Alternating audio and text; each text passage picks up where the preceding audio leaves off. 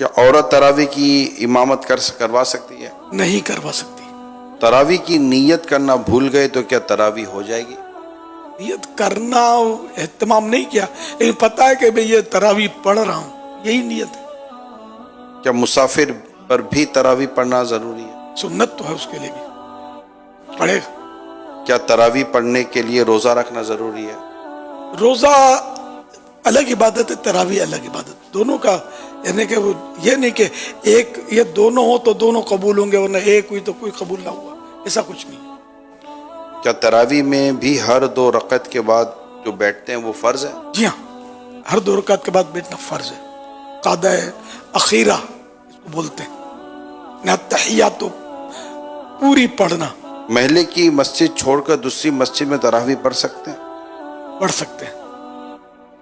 عشاء کی نماز سے پہلے تراویح پڑھ لی تو کیا ہو جائے گی؟ نہیں ہوگی. عشاء کی جماعت مس ہو گئی تو کیا وہ تراویح جماعت سے پڑھ سکتا ہے؟ پڑھ سکتے ہیں. کیا وتر کے بعد تراویح پڑھ سکتے ہیں؟ بہتر وہی ہے طریقہ کہ وطر آخر میں پڑھ جائے، لیکن اگر پہلے وطر پڑھ بھی لی تو تراویح ہو جائے گی، پڑھ سکتے ہیں.